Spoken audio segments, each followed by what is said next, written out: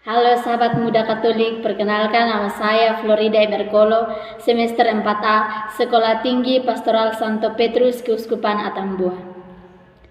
Pada pagi hari ini, saya mau mengajak saudara-saudara sekalian untuk membaca dan merenungkan firman Tuhan. Sebelum kita membaca dan merenungkan firman Tuhan, marilah kita bersama-sama berdoa. Dalam nama Bapa dan Putra dan Roh Kudus, amin. Allah Bapa yang Maha Kuasa, puji dan syukur kami haturkan ke depan hadirat-Mu, karena atas berkat perlindungan-Mu kepada kami masih diberikan nafas kehidupan hingga saat ini.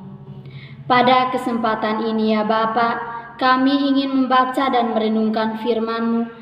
Kiranya Dikau membuka hati dan pikiran kami, agar kami dapat menerapkan semua itu dalam kehidupan kami.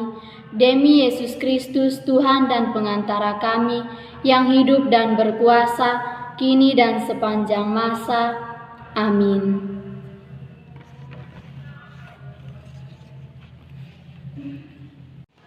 Inilah Injil Yesus Kristus menurut Markus, dimuliakanlah Tuhan.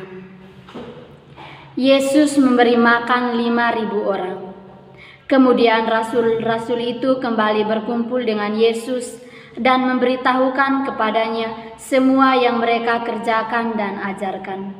Lalu ia berkata kepada mereka, "Marilah ke tempat yang sunyi, supaya kita sendirian dan beristirahatlah seketika. Sebab memang begitu banyaknya orang yang datang dan yang pergi, sehingga makan pun mereka tidak sempat. Maka berangkatlah mereka untuk mengasingkan diri dengan perahu ke tempat yang sunyi. Tetapi pada waktu mereka bertolak, banyak orang melihat mereka dan mengetahui tujuan mereka.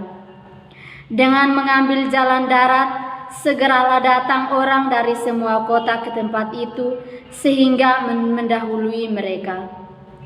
Ketika Yesus mendarat, ia melihat sejumlah besar orang banyak, maka tergeraklah hatinya oleh belas kasihan kepada mereka, karena mereka seperti domba yang tidak mempunyai gembala.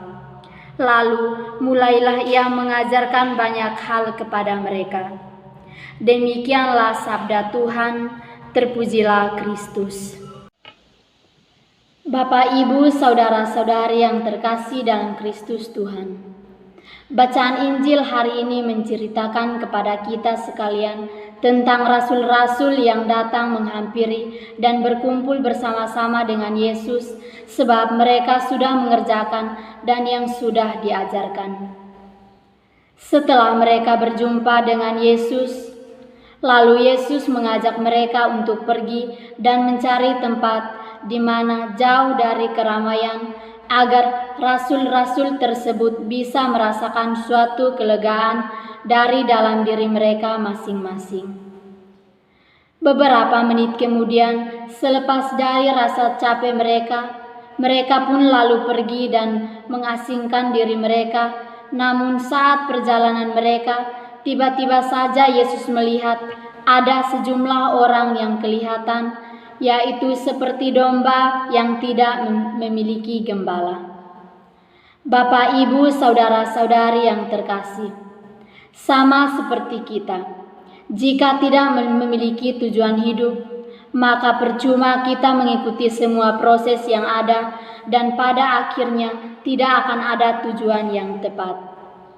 Oleh karena itu, buatlah suatu fondasi yang kuat, agar dalam menjalankan proses tersebut tidak terjadi hal-hal yang tidak diinginkan bersama.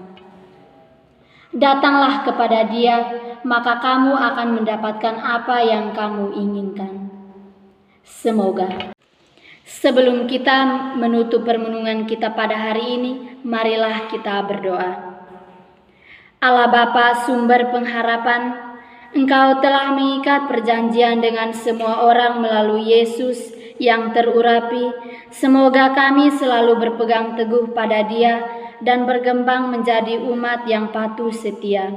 Dengan pengantaran Yesus Kristus, Putra-Mu Tuhan kami, yang bersama Dikau dalam persatuan Roh Kudus, hidup dan berkuasa, Allah sepanjang segala masa. Amin. Dalam nama Bapa dan Putra dan Roh Kudus. Amin.